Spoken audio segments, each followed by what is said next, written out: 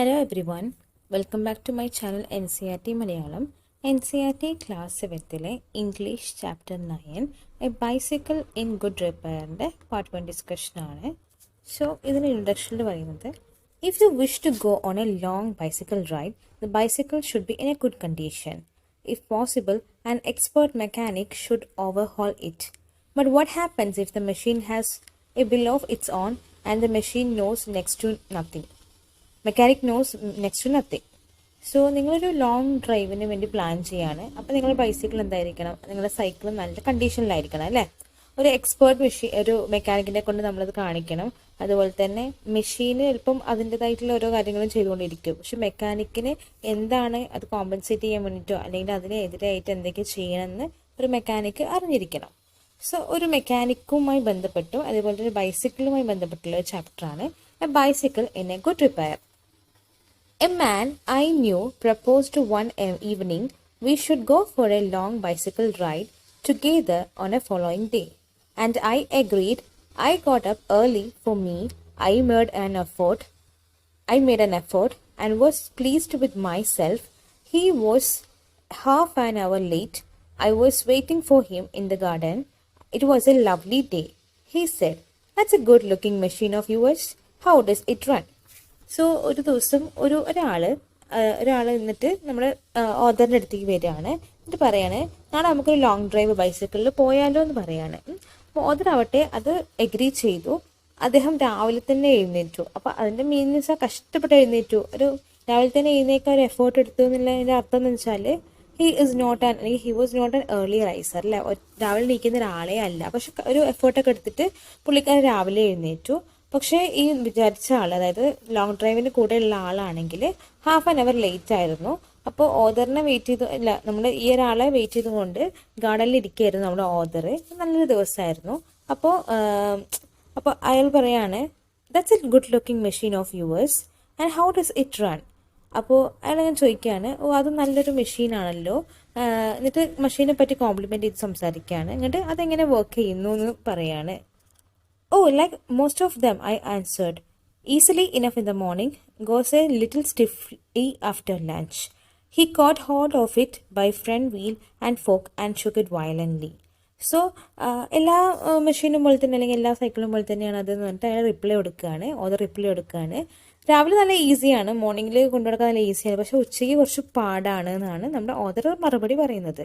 എന്നിട്ട് നമ്മുടെ ഈ ഒരു ആളാവട്ടെ എന്ത് ചെയ്തു എന്ന് വെച്ചാൽ ഫ്രണ്ട് വീൽ നല്ല ഇട്ടിട്ട് ആ ഒരു സൈക്കിൾ നല്ലോണം കുലുക്കുകയാണ് ചെയ്തത്, നല്ലോണം ഷുക്ക് ചെയ്തു. "I said, don't do that, you will hurt it." അപ്പോൾ അങ്ങനെ ചെയ്യരുത്, നിങ്ങളത് നശിപ്പിക്കും അല്ലെങ്കിൽ നിങ്ങളതിനെ വേദനയാക്കും എന്ന് പറയാണ് നമ്മുടെ author. I did not see why he should shake it. It had not done anything to him. Besides, if it wanted shaking, I was a proper person to shake it. I felt much as I should had he started walking my dog. So എന്നുവെച്ചാൽ അതിന് ഒരു ഷേക്കിൻ്റെ ഒരു കുലുക്കേണ്ട ആവശ്യമൊന്നുമില്ല, അത് ചെയ്യാനും പാടില്ല. എനിക്ക് മനസ്സിലാവാത്ത എന്താണെന്ന് വെച്ചാൽ എന്തിനാണ് ഇയാൾ ഇങ്ങനെ ഷേക്ക് ചെയ്യുന്നത്. പക്ഷെ ആ ഷേക്ക് ചെയ്യാനുള്ളൊരു പ്രോപ്പർ ആൾ അല്ലെങ്കിൽ പ്രോപ്പർ പേഴ്സൺ എന്ന് പറയുന്നത് ഞാൻ തന്നെയാണ്. അപ്പോൾ എന്തിനാണ് അയാൾ എൻ്റെ ഈ ഒരു ബൈസിക്കിൾ നല്ല രീതിയിൽ ഇങ്ങനെ ഷേക്ക് ചെയ്യുന്നതെന്നാണ് ചോദിക്കുന്നത്. അപ്പോൾ വാക്കിംഗ് ഡോഗ് എന്ന് വെച്ചാൽ ഇങ്ങനെ അടിക്കുന്ന പട്ടി, അതായത് സൈക്കിളിൽ കുലുക്കുന്നതിനാണ് ആ ഒരു ഓർമ്മയിൽ സംസാരിച്ചിട്ടുള്ളത് കേട്ടോ. He said, "This front wheel wobbles." I said, "It doesn't if you don't wobble it." It didn't wobble. As a matter of fact, nothing worth calling a wobble. So ഇതിങ്ങനെ ഇളകുന്നുണ്ട്. വോബിൾ ചെയ്യാന്ന് വെച്ചാൽ അൺസ്റ്റഡിയിലായിട്ട് നിൽക്കുന്നുണ്ട് എന്നാണ് നമ്മുടെ സ്ട്രേഞ്ചർ പറയുന്നത്. പക്ഷെ പറയണ അത് അങ്ങനെ വോബിൾ ചെയ്യുന്നില്ല, പക്ഷെ അത് വോബിൾ ചെയ്യുന്നതിൻ്റെ കാരണം നിങ്ങളാണ്, അതങ്ങനെ വോബിളൊന്നും ചെയ്യുന്നുണ്ടായിരുന്നില്ല എന്ന് പറയാണ്.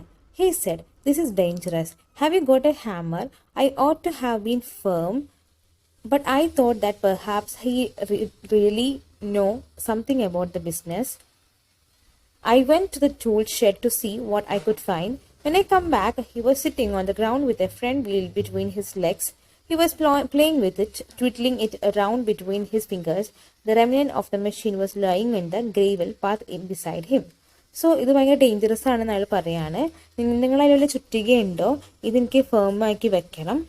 എനിക്ക് തോന്നുന്നത് വെച്ചാൽ ഈ ഒരു മനുഷ്യൻ്റെ ഇതിനെപ്പറ്റി കാര്യമായിട്ടൊന്നും എന്താ അറിയാമെന്ന് ഒരു തോന്നലൊക്കെ ഉണ്ട്.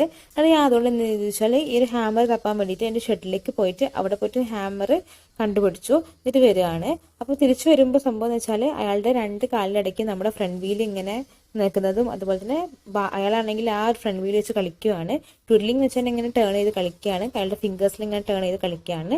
ബാക്കിയുള്ള മെഷീൻ്റെ റിമിനൻസ് അല്ലെങ്കിൽ ബാക്കി പാർട്സ് ആവട്ടെ ഇങ്ങനെ നമ്മുടെ ഗ്രൗണ്ടിൽ ആ ഒരു ഗ്രേവിൽ വെച്ചാൽ ഇങ്ങനെ ചരലുള്ള സ്ഥലത്ത് ഇങ്ങനെ നിൽക്കുകയാണ്.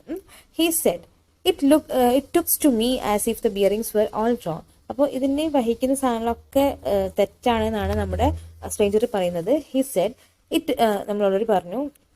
I said, don't you trouble about it anymore. You will make yourself tired. Let us put up it back and get off. So നമ്മുടെ ഓതർ പറയാണ്, അതിന് നിങ്ങൾ അധികം ട്രബിൾ ചെയ്യേണ്ട, നിങ്ങൾ തന്നെ ടയേർഡ് ആവുക, നിങ്ങൾ എന്തെങ്കിലും കാര്യം ചെയ്യുക, അതൊക്കെ ഒന്ന് സെറ്റാക്കി വെച്ചിട്ട് നമുക്ക് പോവാം അല്ലെങ്കിൽ ഗെറ്റ് ഓഫ് ചെയ്യാമെന്നാണ് നമ്മുടെ ഓതറിൻ്റെ അടുത്ത് പറയുന്നത്. സ്ട്രേഞ്ചറുടെ അടുത്ത് പറയുന്നത്. He said, we may as well as see what is the matter with it. Now it is out. He talked as though it had dropped out by accident. So സംഭവം എന്ന് വെച്ചാൽ അപ്പോൾ നമുക്ക് എന്തോ ഒരു പന്തികേടുണ്ടെന്ന് മനസ്സിലായി, അവിടെ നമ്മളിത് പുറത്തെടുത്തു, ഇനി നമുക്കത് ശരിയാക്കിയിട്ട് വെക്കാം എന്ന് പറഞ്ഞിട്ട് അത് ജസ്റ്റ് കയ്യിൽ നിന്ന് ഡ്രോപ്പ് ആയി പോവാണ് നമ്മുടെ സ്ട്രേഞ്ചറുടെ അടുത്ത് നിന്ന്. Before I could stop him he had unscrewed something somewhere and rolled out all over the path some dozen or little balls. So ഞാൻ അയാളെ സ്റ്റോപ്പ് ചെയ്യുന്നതിന് മുന്നേ തന്നെ അയാൾ വേറെ എന്തോ അൺസ്ക്രൂ ചെയ്തു. എന്നിട്ട് എന്താ വെച്ചാൽ അതിനകത്തുള്ള ഓരോ ബോൾസ് ഇങ്ങനെ താഴേക്ക് ഇങ്ങനെ പൊഴിയാൻ വേണ്ടി തുടങ്ങി. Catch him, he shouted. Catch him. We mustn't lose any one of them. He was quite excited about them. So നമുക്ക് ഒന്നും അതിൽ കളയാൻ പാടില്ല, ഒന്നുപോലും മിസ് ചെയ്യാൻ പാടില്ല എന്ന് പറഞ്ഞിട്ട് നമ്മുടെ സ്ട്രേഞ്ചർ എക്സൈറ്റഡ് ആയിട്ട് നിൽക്കുകയാണ്. We grovelled around half an hour and found 16. He said he hoped we had got them all because if not, it would make a serious difference to the machine. So അവരെല്ലാവരും കൂടെ ഇങ്ങനെ മുട്ടുത്തിക്കാണ്ട് ഇങ്ങനെ crawl ചെയ്തിട്ട് ആ ഒരു half an hour മൊത്തം അവിടെ തപ്പി. എന്നിട്ട് അവർക്ക് 16 ബോൾസാണ് കിട്ടിയത്. അപ്പോൾ പറയാണ്, ഭാഗ്യം നമുക്ക് എല്ലാ ബോൾസും കിട്ടി, പക്ഷെ നമ്മൾ ഒന്നും പോലും മിസ്സായി കഴിഞ്ഞിട്ടുണ്ടെങ്കിൽ ഈ ഒരു മെഷീനിൽ നല്ല ഡിഫറൻസ് വന്നേനെന്ന് പറയാണ്. I put them for a safety in my hat. It was not a sensible thing to do, I admit. So ഞാൻ എന്ത് ചെയ്തു വെച്ചാൽ അത് സേഫ്റ്റി ആക്കി വെക്കാൻ വേണ്ടിയിട്ട് എൻ്റെ ഹാറ്റിനകത്ത് കൊണ്ടുപോയിട്ടാണ് ഇട്ടത്. പക്ഷെ എനിക്കറിയാം അത് അത്ര സെൻസിബിൾ ഒന്നല്ല അങ്ങനെ കൊണ്ടുപോയിരുന്നത് എന്ന് മനസ്സിലായിട്ടുണ്ട് എനിക്ക്. He then said that while he was about it would see to chain for me, and at once began taking off the gear case. I did try to dissuade him from do that. I told him that an experienced friend of mine once said to me solemnly, if anything goes wrong with your gear case, sell the machine and buy a new one. It comes cheaper. So നമ്മുടെ author ആവട്ടെ ഇനി അടുത്തത് ഇത് change ചെയ്യാൻ വേണ്ടി പോവുകയാണ്. പക്ഷേ അതിന് ഗിയർ കേസ് എടുക്കാൻ വേണ്ടി ശ്രമിച്ചു നമ്മുടെ സ്ട്രേഞ്ചർ ആവട്ടെ. ആ സമയത്ത് നമ്മുടെ ഓതർ ഡിസ്വേർഡ് ചെയ്തു, അല്ലെങ്കിൽ പിന്തിരിപ്പിച്ചു അയാളെ. അതിന് ട്രൈ ചെയ്തു, പക്ഷെ അയാൾ പിന്തിരിഞ്ഞില്ല. അപ്പോൾ എൻ്റെ ആ എക്സ്പീരിയൻസ്ഡ് ഫ്രണ്ട് ഓഫ് മൈൻഡ് എന്ന് പറഞ്ഞ രീതിയിലാണ് അയാൾ അഭിസംബോധന ചെയ്യുന്നത്.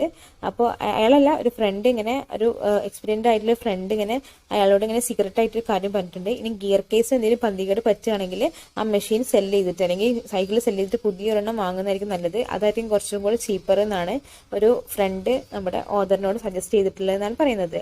He said, people talk like who understand nothing about machines. Nothing is easier than taking a gear case. So നമ്മുടെ ആൾക്കാർ എല്ലാവരും സംസാരിക്കുന്നത് ഒരു മെഷീനെ പറ്റി ഒരു ഐഡിയ ഇല്ലാതെയാണ്. അപ്പോൾ ഗിയർ കേസ് എടുക്കുന്നതിലും അത്രയും എളുപ്പമുള്ള പണി വേറെ ഇല്ല എന്നാണ് നമ്മുടെ സ്ട്രേഞ്ചർ പറയുന്നത്. I had to confess he was right. In less than 5 minutes, he had the gear case in 2 pieces, lying on the path and groveling for screws. He said it was always a mystery to him the way screws disappeared. So ആ ഒരു കാര്യത്തിൽ അയാളോട് confuse ചെയ്തു എന്ന് വെച്ചാൽ അയാളോട് ഇങ്ങനെ agree ചെയ്തു. എന്താന്ന് വെച്ചാൽ ഇപ്പം നമ്മുടെ കൺഫ്യൂസ് ചെയ്യുമ്പോൾ എഗ്രി ചെയ്യുക അല്ലെങ്കിൽ അഡ്മിറ്റ് ചെയ്യുക. 5 മിനിറ്റിൻ്റെ ഉള്ളിൽ തന്നെ അയാൾ എന്ത് ചെയ്തു, ഗിയർ കേസ് 2ആയിട്ട് മാറ്റി വെച്ചിട്ടുണ്ട്. അതിങ്ങനെ താഴെ കിടക്കുന്നുണ്ട്. സ്ക്രൂസ് ആണെങ്കിൽ താഴെ ഇങ്ങനെ പൊഴിഞ്ഞു പോയിട്ടുമുണ്ട്. അപ്പോൾ സ്ക്രൂസ് കണ്ടുപിടിക്കുക എന്ന് പറയുന്നത് ഒരു മിസ്റ്ററി ആയിട്ടുള്ള കാര്യമാണെന്നാണ് നമ്മുടെ ഓതർ പറയുന്നത്, അല്ലെങ്കിൽ സ്ട്രേഞ്ചർ പറയുന്നത്. സോ ഇത്രയും കാര്യങ്ങളൊക്കെ നമുക്ക് ഈ ക്ലാസ് ഡിസ്കസ് ചെയ്തു. നെക്സ്റ്റ് ക്ലാസ്സിൽ എന്താ സംഭവിച്ചിട്ടുണ്ടാവുക നമുക്ക് നോക്കാം. അടുത്ത ക്ലാസ്സിൽ കാണുന്നവരേക്കും thank you everyone, thank you so much.